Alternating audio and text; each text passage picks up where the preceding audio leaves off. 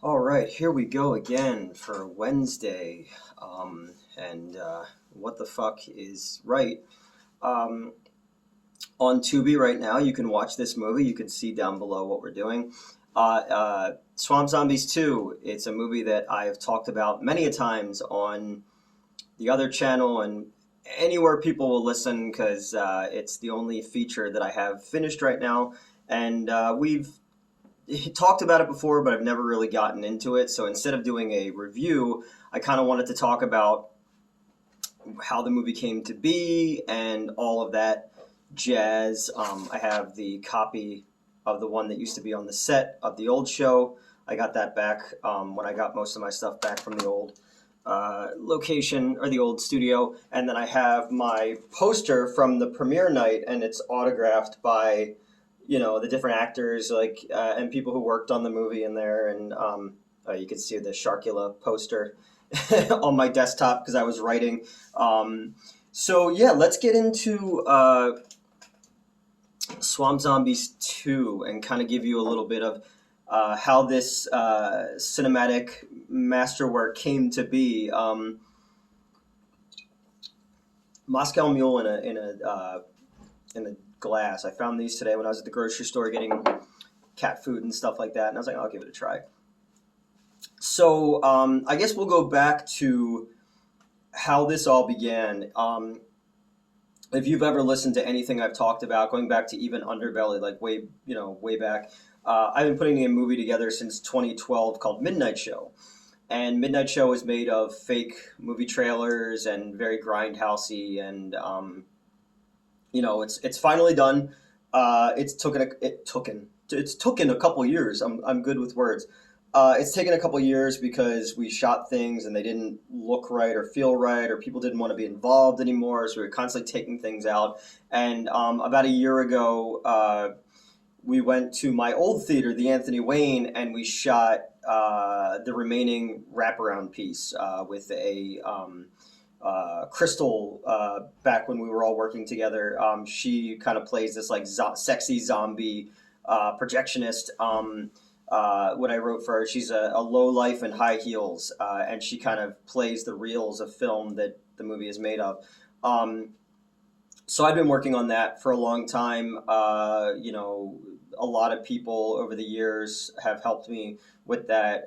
That movie really started about when the economy crashed, and a lot of friends who I knew were kind of quitting making creative things, and I couldn't abide that. Like I know I don't have any talent, but I was just watching a lot of people who had a lot of talent just go, I can't do this anymore. So I created a project to give all of them an excuse to keep making things. Um, I wish it didn't take this long, but when you're doing it for no money and you're constantly like trying to create stuff based on what you have, it's like, oh, I have these props, I have this location, I have this actor or whatever, and you just try to write something around that. So I came up with like a million different pun titles and just excuses to hang out with people and create something. And it's done. But I was watching in 2013 because I'm still trying to finish Midnight Show at that point. And watching in 2013 Red Letter Media. I used to be a big fan of Red Letter Media. They've become too. I mean, to me, I don't know. They've become too cynical, and even with things that they like, they hate. And I'm at a point now in my life where I just don't want to be like that. If you go back and you watch old reviews that I've done, I'm just shitty. And yeah, some things suck, and it's fun to make fun of things that suck, and that's what's popular on YouTube. But like, man, I guess you just have this like fucking feeling inside of you all the time that everything has to be shitty and made fun of, and I don't want to do that anymore. I want to like talk about things that I like. Even like this series, like I just want to talk about shit that I like and just be me. So I'm watching Red Letter Media, and they did an episode with Len Kabaczynski, who I had never heard of before. I knew about Swamp Zombies 1 because I watched Phelan, who used to be a Channel Awesome guy, and I saw his review, and in that I saw the Blue Meanie. And I was like, oh, fuck, I know that guy. And I think I talked about this in the Scream episode. I used to have a comic book store in South Jersey called Hall of Heroes in the Echelon Mall. And we would do consignment for wrestling shows and whatnot. And I got to stop saying "and whatnot" so much. I realize from watching other things, I say it way, way too much. So I got to watch that. It's like I'm making checklists in my head. It's like, don't lick your lips, don't, this kind of stuff. Uh, so, we used to do consignment for them, and I met the Blue Meanie and I met Jasmine St. Clair, who I didn't know at the time was an adult film actress, and they would come and drop off flyers and tickets and pick up money and whatnot. It's fucking hard. Um, so I actually got to know her better, and I didn't realize that she was an adult film actress until I watched Howard Stern. She was on Howard Stern. I was like, oh, that's super fucking cool, man. Like, sex work is work, Uh, and so I had met him, and then when I reached out to Len on Facebook, and I didn't expect him to ever respond. You don't reach out to people that you see in media and expect them to ever respond to you. I always think it's really cool when people do, And then he was like, thank you for watching, and it's cool that we have a mutual friend and all that kind of stuff. And I was like, hey, if you ever need anything, I dabble in film stuff. So I sent him things that I'd made, like I wrote, produced, and acted in like the Paperboy trailer that was really popular to me on the Silvermania channel back in the day. And he's like, yeah, let's work on something. So time kind of went by, and I had come back from Tucson, Arizona in 2014, I think it was, and my life was. At the time, I thought that was the worst my life was ever going to get. Fuck, if I'd have known back then how this October would have and November would have gone, I'd have been like, but things were not going well for a long period of time there, and a lot of friends weren't talking to me. Again, if I'd only known, weren't talking to me then and stuff. But I eventually got the job running the Anthony Wayne movie theater in 2015, and stuff started to like tick up and do. I was making money. I was back living on my own again. I was money. Things were starting to turn around. But what happens with me is I have a lot of issues that I didn't deal with when I was younger, and bad things happened to me, and it was much easier to just bury yourself in work than it is to face those problems head on, because you don't want people to know how fucked up you are, because you're trying to create things and you want people to believe in you and follow you, and if they find out that you're just faking it till you're making it, they probably wouldn't be as on board. So I would bury myself in work and go, well, I can't deal with this because I got to deal with this. And it got to the point around 2015, 2016 that I was watching a lot of people in my life go the other way, and I was going here, and you were watching things are never going to be how they were again, and I just wanted another moment of what it used to be like, what it used to feel like. So I said to Len, I was like, hey man, I'd love to make a movie with you. Let me write something. And I just kept hounding him until he let me write something. And what we wound up doing was I said, Swamp Zombies 2. I really want to make a zombie movie. The first full script that I had ever written was called Die Laughing, and it was a zombie clown movie. And this was like 2002, maybe. I think Justin Silverman actually helped me with it way back in the day. And, it never got picked up, but I got to go out to LA for a couple months and do some cool stuff out there.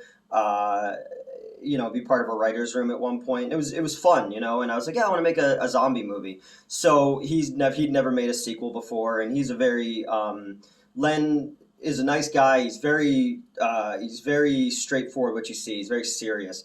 So I kind of pitched out that I wanted to make it an anti-sequel. I wanted to make like fucking Gremlins 2. I love Gremlins 2. Mixed with RoboCop, mixed with Assault on Precinct 13, mixed with Escape from New York, mixed with The Running Man, even like Smash TV kind of thing, and have this reality show angle and kind of tangentially connected to the first one, but it's its own thing. He's kind of the only character, and he's very serious, so I wanted him to be this very serious figure in this not serious rapper, rapping, and make it like a B movie from the 80s or the 90s. And what I knew I had at my disposal was I knew I had a couple locations. I had the summer camp. I had Fright Factory, which is this cool haunted attraction that stands all year long, but it's only open in October. I knew I had this studio space in Allentown, Pennsylvania that had this cool sci-fi set. I knew I had certain people. I knew I had Mr. Lobo, who just knocks it out of the fucking park every time I give him something. So I wrote 90 pages in 3.5 days. I just like, when I wasn't out on the floor working, I was writing, just blah, blah, blah, blah. I'd stay late after we close and blah, blah, blah, just knock out this script. And I gave myself all the best lines because I'm a whore. So I gave him this 90-page script, and he was just like, well, I kind of only want 60 pages. So that was like, oh no. Because he's like, there's going to be a lot of action scenes and montages and stuff like that. And I'd never really written like fight scenes before. So that was interesting. So I cut it down, and there's a lot of characters in it because I wanted to give all my friends something to do, like Justin Daniels, the owner of Farpoint Toys. He and his wife Penelope are fucking amazing people. Their store is amazing. You've probably seen Justin on Comic Book Man. He's in the Angry Video Game Nerd movie. He and Penelope and the store were both on a Toy Store Near You, I believe is the name of the show. And I wrote Justin this really cool part.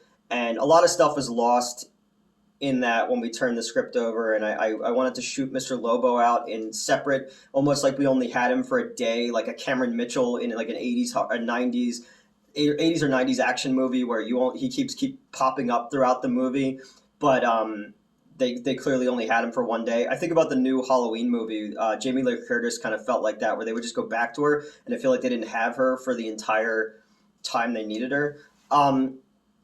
So I gave him the script. He liked it. He had some notes for me. He wanted like this computer hacker character who was Mouse, who he wanted to kind of be mousy, but I wrote it for Crystal. She was my best friend, and I wanted to give her like a really cool part and be sexy and be cool and stuff like that. So we put everybody together. We got everything together. I put about $2,000 of my own money to get started because we had to, Len would come down, pay for him to stay down here and all that. I paid everyone's gas money and food and stuff like that. I bought as many materials as I could. I always feel bad about like effects people and people who came out to do things because it was like a no budget kind of thing, and I wish I had more, but the money that I put in, which wound up, I think eventually when it was all said and done, was about $5,000. And I knew that if I was taking weekends off for the theater, because I wasn't salaried, I was hourly running the building, and I knew it was like, this is what I can spend and not fuck my life up, if all of this doesn't pan out. So we had the 60 pages and we had the locations, and then when we got going, actors didn't show up who we cast for big roles, so we had to kind of quickly fuse things together and find people to do things, and a lot of people weren't actually actors. I don't know if you noticed from watching or not. I'm not an actor, fuck it, but like a lot of people were like, man, I always wanted to be in a movie, and I thought, well, we know what this is going to be when it's said and done. Why not give people a chance to have a good time? And they're always going to have that to talk about. It's like, I was in this fucking zombie movie that you can watch on Tubi right now. And then the first day was kind of, we shot at Fright Factory and we got a bunch of scenes. We filmed everything completely out of order. I didn't have Crystal until later in the shoot, so I had to film everything up to her point with that, because she becomes a bigger character later on. And there were things once we got going that like I wanted to do and Len didn't want to do, and then I got kind of tight about it because I'm like, well, I wrote this thing, and not realizing, because it was the first time I worked on a feature. Like, you could do YouTube shit, you can do short films and whatnot, but it's not a feature. And Len had made features before, and I kind of was a dick because I wanted something that he didn't want, and it's not my movie, it's not, I wrote it, but it, it wasn't mine, but there also are things that I wish I would have fought back on. Like, I wish, we would have taken the whole angle that I had with the guns that were in the script, that the guns were all like placebos almost, that they don't actually work and that people don't find that out until the zombies get loose, that it's too late. Or getting more B-roll shots and stuff like that, or making sure ADR stuff was taken care of more. But on top of that, Len had done this before. His lighting is awesome in this movie. I'm a huge EC Comics fan. I mean, I've got a big fucking Creep Show British quad poster framed in the living room. I think his lighting is absolutely fantastic in this movie. And again, when you're working with non-actors and non-stunt people, it's harder for somebody like him to do what he needs to do. And I take a lot of responsibility for the things in the movie that don't work, because as much as I was tied to, like, I wrote this funny script, like, even people who don't particularly like my writing were like, this is good. This, like, it feels like a fun B movie.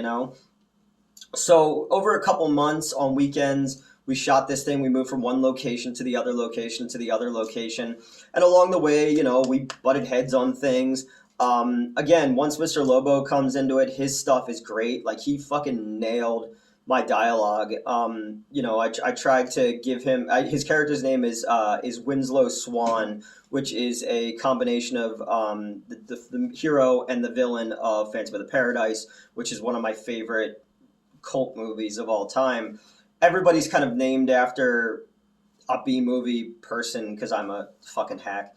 But as we went on, it's like more and more I kind of got to spend time with people, and that's all I really wanted. The only reason that I even did this was there were people in my life who I felt like were drifting away, and I thought if I could make this movie, it would give me an excuse to hang out with her, to them. You feel like you're only as good as the last thing that you did for people. And I said, well, if I make a movie, it gives me an excuse to spend time with these people and to have a good time, and there's going to be boobs. Not as many, because people who we paid didn't show up, and everybody gets to get sprayed down with blood, and we all get to share that we got to be in this thing. And I had Steven Sestelli do this amazing, beautiful cover, and, we got to have a premiere at the Anthony Wayne Theater, and, we'll get dressed up and stuff like that. And my dad came, and it was one of the last times that, like, my dad and I had, like, a cordial conversation. He told me how fucking proud he was of me, which is big because I never got that when I was a kid. And that probably leads to a lot of why I'm always looking for attention and for, appreciation from people who are outside of, things, because I don't know how to do that for myself. So it was always like, if I do this thing, if I make this movie, if I give everyone an excuse to come work with me, I'll have value, and people will want to be around me, and they'll believe in me. And that's why I did this project. It took time. We had to go back and we had to ADR a lot of stuff, and then Len had to go and shoot more scenes on his own, because I know, like, the movie starts with Lisa Neild, who was a Playboy Playmate scene. I wrote that, and then it goes to the warden. I didn't write the warden scene, and then I wrote the scene after it with Mr. Lobo. So I feel like if you watch it, it starts and then repeats the same thing over again. I didn't write the fight scene at the end with where Lobo's like a hologram, I think, and I didn't write the end where Len's character is like taking over the network or whatever, because I didn't feel, if it was my movie, it would have ended with him saying, "This concludes our broadcast day." Boom, that's where my script ended. I had written a couple fake ads to make it like RoboCop that they didn't use. They went and shot their own stuff. It was kind of funny. I met a lot of people on this one who Len brought in, because he's on a lot of I don't know if he still is, on the Red Letter Media forums. And he's like, hey, we're making this movie. And this dude, Scott, showed up. And Scott's like, I have a wedding business, and, I have this really cool camera and rig. I'll come out and help. And then, like, he wound up staying the entire shoot and moving with us as we move from place to place. And, like, he gave the movie a different look, which is just fantastic. And he's a great guy. Like, he's a fucking awesome dude. Like, when I can get my next project together, I want him to come and work for me, it's just little things. I got to have my Bruce Campbell moment where I get to get sprayed down in blood, and I get to have an action scene, and I got to kiss the girl in it, and everybody kind of came up, even the non-actors, and you look at it, it's B movie acting. But I remember there's a scene where Crystal and I are sitting in like that space, and she's telling me her plan. And I just remember I flubbed my line because I was watching. I was like, wow, she's a really good actress. Like, we had done a lot of little things and stuff like that. I was always kind of selling it on wanting to spend time with my friend, and uh, obviously her sex appeal helped as well. But like watching, I was like, wow, she's really good in this. And Justin Daniels is fucking great in it, and Mr. Lobo is great in it. My buddy Brian is great in it, and like back when I was working with Kieran, still he did the animation of the Lucky Stiffs logo. Um, and it was just all these things that you know I admire them looking at them because they were my friends, and some are still my friends. And Joe from Movie Dumpster did effects on it, and my ex girlfriend Christy came and did effects on it. And I wanted everybody to just kind of make their own looking zombies and just have a good time and be crazy with it. So when people shit talk the movie, even like on the old show, like there was a lot of jokes made at its expense, and it always kind of rub me the wrong way because I know what the movie is. I'm not dumb. Like I know it's cheesy. It's a movie that was made for $5,000 over a couple months with a bunch of people who'd never made a movie before and a guy who's made a bunch of movies working with new people. So I used to get kind of tight about that because I was like, well, I made a movie. Like I made a feature. Like, where's yours? You know what I mean? Like, because no matter what, like I'm proud of it because you can like people when we used to go to conventions or even when we did the drive-in stuff back when I was on the other show, like they would come up and they would asked to get it signed. Like that's fucking crazy. Like this thing that we made for $5,000 that people shit on, and it was a joke to a lot of people. Like you could watch it on Tubi right fucking now for free. Like there's no, and people like it. Like the people who get it like it, and people who maybe they just like me, or maybe they like Crystal, or maybe they like somebody else who was involved in it. Like they like us. And they want it. They're like that was fun. It's exactly what I thought it was. And even warts and all, like I'm super proud of it. I hang the poster in my apartment. I have the DVD here. And people tell me on Twitter that they watched it. My employees at the movie theater found it. They're like, "Hey, we saw this movie that you were in." I'm like, "Oh no," So like, I look at it and I learned a fucking lot, man. I really learned a lot from working on it. I was able to keep a project together that for all intents and purposes should not have stayed together. As soon as actors didn't show up, and as soon as you have to cut 30 pages out, and as soon as creative people start to butt heads on things, and you're getting so many things where begged, borrowed, and stealed until you had it, it shouldn't work. And the fact that I was able to do what I was able to do with it, and we were able to have a finished product that has a kind of a beginning, a middle, and an end. It begins twice, but that's and there's no B-roll, and there's no reason why the guns don't work, and there it just I look at it and I go, yeah, I get it, but like there is really good stuff in it, and I'm so fucking proud of it, and yeah, I'll talk shit about it because I made it, and I don't know, I just think that. I learned a lot that I can do for the next one, and that's kind of where I am now is doing these things, but I'm also working on 3 features right now and Midnight Show coming out. And who knows if I'm going to get a chance to do everything that I want to do, but like everything that I learned from making that movie and how you work with other people. Cause when I was at my last job and we were working on what was then called Sharkula, I got really tight about people wanting to change the story and make it more commercial and take out the B movie elements, the boobs and the gore and the cursing and the things that I do. And I was told not too long ago, like if you just were a team player, you'd have a movie by now, but it wouldn't be my movie. And it was the same thing with this, with Swan Zombies. Like, it's not my movie. I got to add to it, but when I do something for me, I want to work with people who all want to make my vision of it better and not make it something else, and that's kind of where I am now with people. And we've teamed up with some cool people who want to make the best version of what my idea was. And I'm I love when somebody brings something to me that's way cooler, way funnier, way better. Um, so I learned a lot on this one, and now I know how to do a lot of the things that I didn't know how to do before, when to put my foot down, when to let things roll. Um, and it's fun, it's dumb, it's something that I'm fucking proud of. I got to, the movie started because I wanted to spend time with certain people. I made a movie just so I can spend time with people. And I got to hang out with this weird dude from Erie, Pennsylvania, who makes kung fu horror action movies. I got to add something to his canon, and I got to do this thing that a lot of people fucking own now, and they have on their shelves or watch on Tubi. And I was, it's cool. It's cool that a fucking no talent asshole from South Jersey can rally a bunch of his fucking friends together like the Little Rascals and put on a goddamn fucking show, man. And that's all I want to do, even with these movie reviews. Like, I just want to be me and see if people like me for me, because a lot of people don't. Just go on Reddit.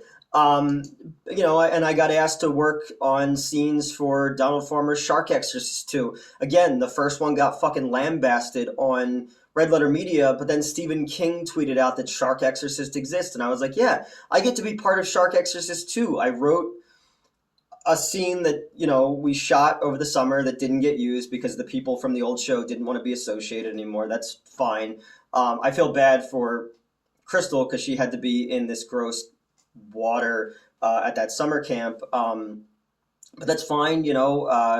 They'll go on and they'll do their own things, and I'll do my own things. And there's no such thing as like, oh, you're wasting your time.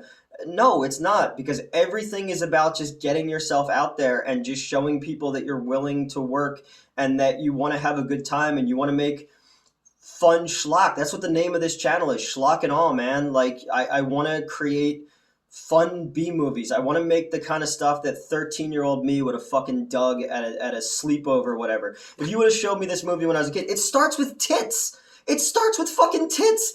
It's got gore in it. It's got, I got to have an action scene in a movie. Like, I would have never thought that would have fucking happened. So, I just kind of wanted to talk about where the movie came to be and yeah, it's never going to win. I'm never going to win any fucking awards, but I don't want to win awards. I just want to make stuff, and that's it. Like, in the last few months, that's been the biggest thing, is when people told me you'll never get to create again. I said, no, I'm going to. Everybody deserves a second chance.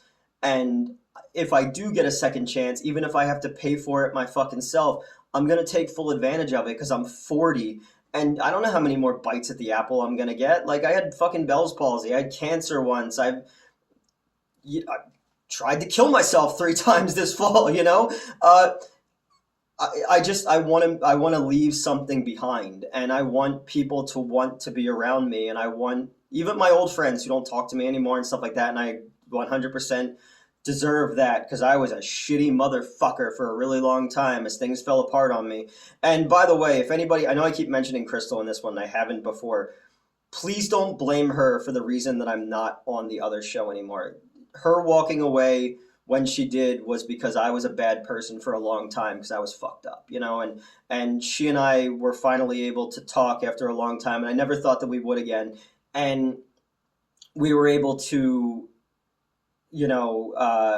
address some issues, and we're never going to be able to have the kind of relationship that we had again. I understand that, and that's my fault, but please don't ever blame her for me. Like, the other people, yeah, I was shitty, and everybody made mistakes and whatnot, and I accept 100% blame in that. But with her, she had to walk away. I made things too hard, and I've just seen more people kind of blaming her for things, and please don't do that. It's not fair.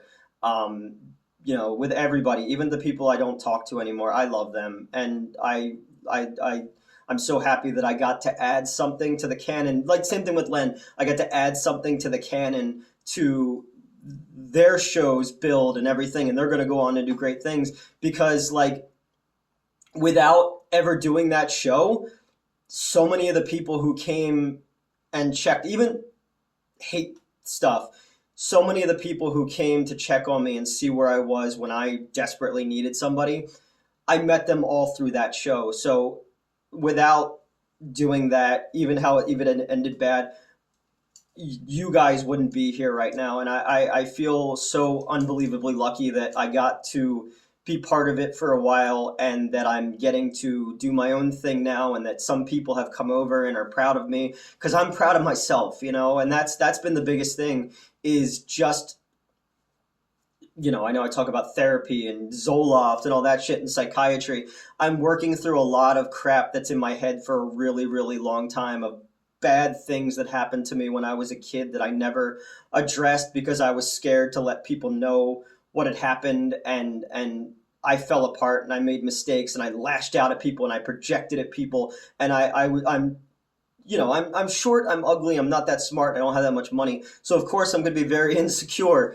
Um, but like I'm learning how to be happy again, and doing this show, like even just sitting here and talking, and then getting to talk to you guys on Twitter and Instagram and Facebook is just so fucking cool. And getting to make a comic book is so fucking cool. And for wrote movies for Crude Cinema. I've got Cult of Blood has Felicia Rose and Dave Sheridan in it, and I got to write that, and it's coming out. And Nadia White, the adult film actress, is in it, and I got to write three more scripts for them: Strange Toys, which has the Greasy Strangler in it, and Frankenhooker, and what's the other one? River Beauties, which is this Lovecraft crocodile thing that I wrote for them. Like, people are asking me to write things again, and we did the comment, even like with the old show, we did the commentary tracks on the MVD things. And like, again, like I have this right now. I also have Jack Frost 1 and 2, and I have Dirty Laundry and Final Justice in my collection now, and other collectors have those movies in there, and my fucking voice and the people I used to be friends with voices are on there.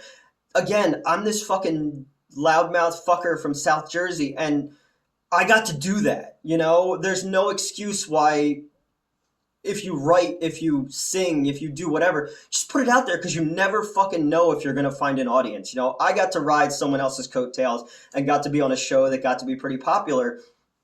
But it's just like, what do we do with that afterwards? Like, I wish I could go back and redo the Underbelly days and do that better. And I wish I could go back and redo the other show that I was on and redo that better, and not be sitting in my kitchen now. But I learned a lot, just like with making the movie. And that's really all I do now, is just take the positive shit from all this stuff and go, like, we learn who we don't want to be anymore. We learn the mistakes that we made on projects and in life and stuff like that. And I'm just trying to learn how to forgive myself for some of the dumb shit when I wasn't in my right mind, and create something new about it. And the fact that, like, anybody watching this or anybody who's helping with other projects didn't abandon me is like, it makes me want to be better. It makes me want to, like, make it up to everybody and create something better than what I did before, and be proud of the shit that I did before. Sorry, I'm getting emotional here. But yeah, so that's it. I wanted to talk about what the fuck. I wanted to kind of talk about the movie because I never really had a chance to talk about it, and how it came to be, and all the dumb stuff that's in it, but also the really good stuff that's in it too, and the stuff that I'm super proud of. And I know that I'm the Ryan Johnson of the Swamp Zombies universe. I won't be brought back for part 3, but I do have a really cool concept for part 3. I remember telling Len about it back when we were still kind of conversating about it. I don't know. I'm happy about it. Go watch it. Go, tell me what you thought of it, and tell me the good things from it that you liked. Sexy girls and fun gore, and I got to be an internet asshole in it, which I am in real life, and I got to hang out with my friends and make a movie that you can go watch right now, and that's one of the coolest things ever. And that's the feeling that night at that premiere is like a feeling that I wish I could bottle and just have that forever, but I can. We're going to do more. We're going to continue to make more. And even if I have to fucking sell every other collectible that I have or whatever, I'm going to make more shit, because when I leave, I want to have left something behind, and people are like, there he is. Homeboy made a bunch of fucking dumb, shitty schlock movies, but at least he tried, you know? Because I don't want to talk about things, I want to make things, and that's why I'm doing these reviews, and you know, I'm happy that you all have followed me over here, and I'm starting to become proud of myself, and that's something I've never felt before. So, yeah, Swamp Zombies 2. Sorry, I don't mean to get emotional. I like when I can talk about shit like Faces of Death and whatnot. I got a lot of good recommendations for future ones of these to do. I'm gonna do them, and I'm gonna try to get these done for as many Wednesdays as I can. Work is kind of getting to be a pain in the ass, and I'm trying to get props and stuff up into the studio so we can start working on Satan's Slumber Party and Jaws Ferratu. Those scripts have been completely rewritten to kind of make sure we don't have too many people because of the Omicron stuff, and also just to make them cheaper. So I've been working on that. You know, I got the rights back and all my props back. I paid back my last job for the you know, what they had put into the project that didn't happen. I changed things up, so it's me again. It's mine again. You know, who knows what the future can fucking hold, you know? In a year from now, we could be sitting here and I've got 3 movies done and a comic book, and this show could have grown. Or it's still me and I'm still sitting here talking at my kitchen table to you guys, and that's fine too. Like, I don't want to be a YouTube guy. I want to be a guy. I want to be a dude that people would want to fucking, if you saw me at a bar, you want to sit down and talk about movies with me. Because, you know, I hate people for the most part, but I like film nerds like me and people who have shared experiences like me, and it's fun to find out. Even with Face of Death, it was so fucking fun to find out that like people in other countries and other states, like they had very similar experiences with this movie, and it just means like that we're all fucking connected, you know? The love of like B movies and trash cinema is like really, it's really strong, you know, and it's something that we all share, and yeah, so you know, I got my autographed Swamp Zombies 2 poster, and you got like Mr. Lobo's signature on there and Kieran's signature on there, and yeah, it's pretty cool. So thank you for watching. This one's a little bit longer than the other ones. I just kind of wanted to rant a little bit about how the movie came to be, and there's no reason why you can't just go make shit because you want to spend time with people, and you never know what can happen, you know? So thank you for watching, and I'll see you guys next time. Like, share, and subscribe. Share this with somebody if you want to fucking go, look, that little fuck made a movie. I can do anything, you know? So yeah, so thank you.